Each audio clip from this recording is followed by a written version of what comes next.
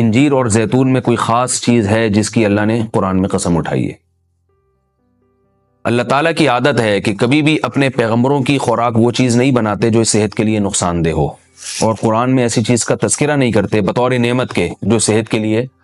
نقصان دہ ہو۔ تو اس یقیناً انجیر اور زیتون میں کوئی اضافی چیزیں ہیں کہ اللہ نے قرآن میں انار کا بھی ذکر کیا، اللہ نے انگور کا بھی ذکر کیا، مگر میرے علم میں ایسی کوئی آیت نہیں جس میں انار یا انگور کی قسم اٹھائی ہو۔ تو یہ بھی یقیناً بہت بہترین پھل ہیں، لیکن انجیر اور زیتون کی اللہ قسم اٹھا رہے ہیں کہ یہ گواہ ہے کہ انسان بہت بہترین ہے۔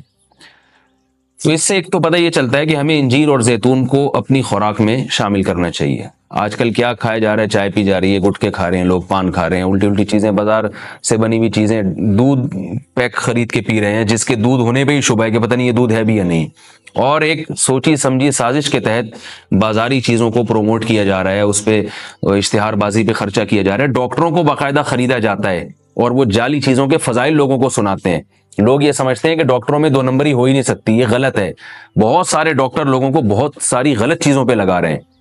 تو یہ بازار کی چیزوں سے آپ اجتناب کریں، اور وہ چیزیں جو اللہ نے انسان کی خوراک کا حصہ نہیں رکھی ہیں، سگریٹ اللہ نے انسان کے پینے کے لیے پیدا نہیں کی ہے، ہیروئن، چرس، یہ سب نشے کی چیزیں ہیں جو ہمارے مذہب میں ویسے ہی حرام ہیں، تو ان سے اجتناب کرنا چاہیے۔ انجیر اور زیتون کے کیا فضائل ہیں؟ میڈیکل سائنس نے ثابت کیا ہے، اور حکیم جو ہیں، ماہر حکیم ہیں، طبیب ہیں، وہ بھی بتاتے ہیں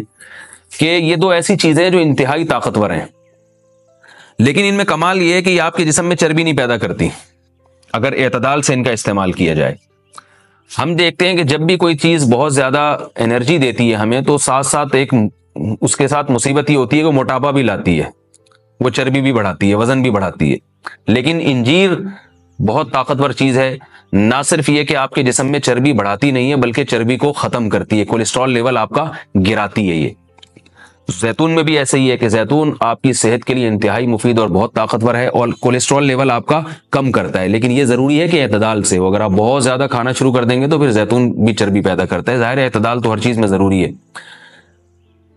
اور کچھ چیزیں ایسی ہیں انجیر اور زیتون میں جو میڈیکل سائنس کہتی ہے کہ انجیر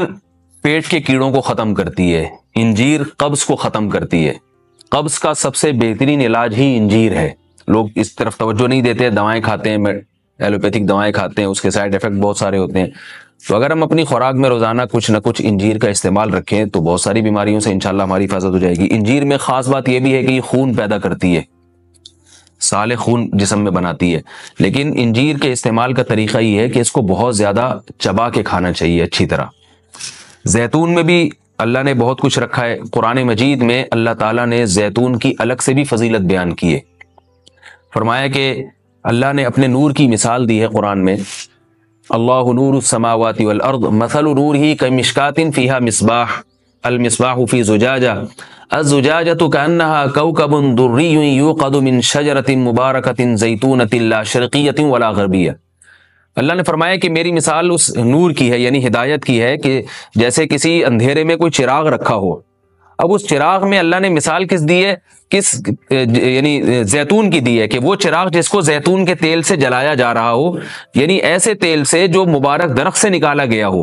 تو اللہ نے وہاں بھی قرآن مجید میں سورہ نور میں بھی زیتون کے درخت کو اللہ نے مبارک درخت کہا ہے۔ ایک اور مقام پہ قرآن مجید نے زیتون کی تعریف کی ہے، فرمایا کہ وَشَجَرَةً تَخْرُجُ مِن طُورِ سَيْنَاءَ تَنبُتُ بِالدُّهْنِ وَالصِّبْغِ لِلْآكِلِينَ۔ اللہ وہ ذات ہے جس نے ایسا درخت پیدا کیا جو طور سینا میں پیدا ہوتا ہے،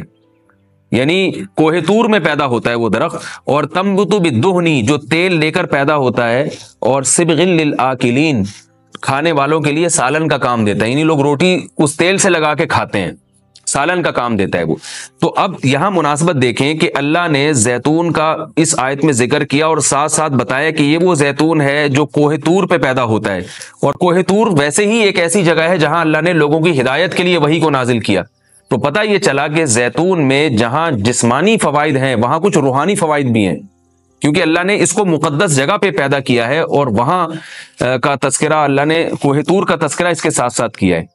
اور اس آیت میں بھی ایسا ہی ہے، جہاں اللہ نے زیتون کا ذکر کیا آگے فوراً وطور سینا، کوہ طور کی اللہ نے قسم اٹھائی ہے۔ تو اس سے پتہ چلتا ہے کہ زیتون میں جہاں جسمانی فوائد ہیں، کچھ روحانی فوائد بھی ہیں۔ روحانی کا مطلب یہ کہ اس کے کھانے سے عین ممکن ہے کہ آپ کی کچھ روحانی ترقی بھی ہو، شاید اللہ کی محبت میں اضافہ ہو، گناہوں سے نفرت پیدا ہو، یا اس کے سے جسم میں کوئی ایسی تبدیلی آ۔ میں کوئی یقینی بات نہیں کر رہا، لیکن قرآن میں اس طرف اشارہ ملتا ہے۔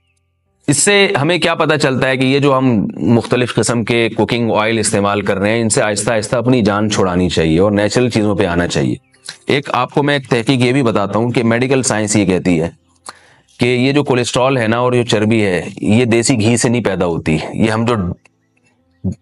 آرٹیفیشل آئل استعمال کر رہے ہیں جن میں پتہ نہیں کیا کیا ملایا جاتا ہے، اس سے نقصان ہوتا ہے، جبکہ لوگ دیسی گھی سے اجتناب کرتے ہیں۔ اگرچہ بھی میرا موضوع دیسی گھی نہیں ہے، میں صرف یہ بتانے کے لیے کہ جو قدرتی چیزیں ہیں وہ آپ کی صحت کے لیے نقصان دہ نہیں ہیں۔ آپ کھانے میں اگر زیتون نہیں استعمال کر سکتے تو دیسی گھی استعمال کرنا شروع کر دیں،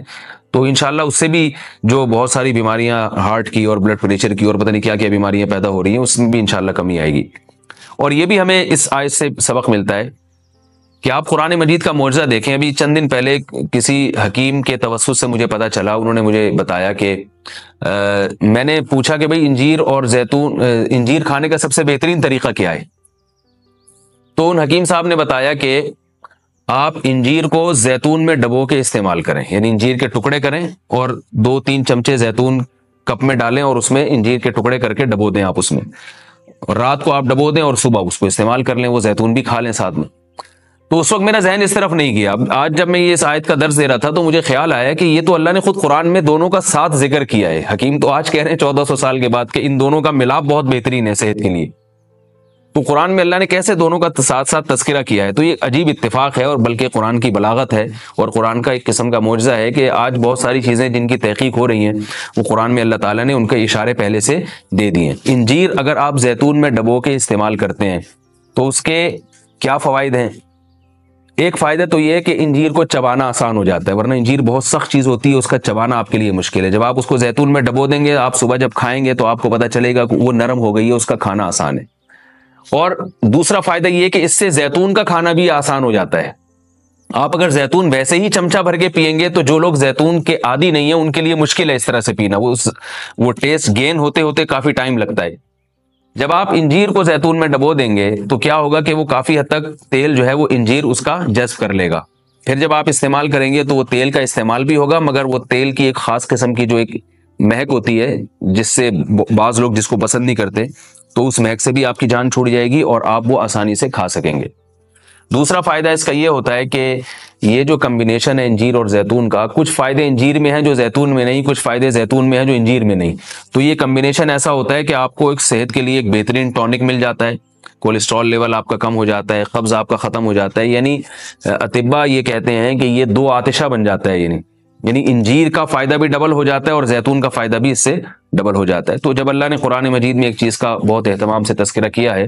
تو ہمیں اس کو استعمال میں لانا چاہیے۔ میں نے عربوں کو دیکھا ہے وہ بہت زیادہ انجیر اور زیتون کا استعمال کرتے ہیں، مگر ہمارے ہاں صبح صبح لوگ جیم کا استعمال کر لیں گے، شہد نہیں استعمال کرتے، اور بچوں کو ٹافیاں کھلا دیں گے، انجیر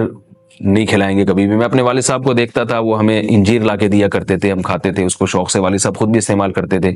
تو والدین کو چاہیے کہ بچوں کو ان چیزوں پہ ڈالیں، میٹھا کھانے کا بچوں کو شوق ہوتا ہی ہے تو آپ ٹافی یا چاکلیٹ کے بجائے آپ ان کو انجیر کھلا دیں، آپ ان کو کوئی ایسے پھل فروٹ کھلا دیں، شہد کھلا دیں، تو ان چیزوں پہ لانا چاہیے، کیونکہ اللہ تعالیٰ نے صحت کی حفاظت کا بھی ہمیں حکم دیا ہے، قرآن و سنت میں اس کا بہت تاکید سے حکم ہے۔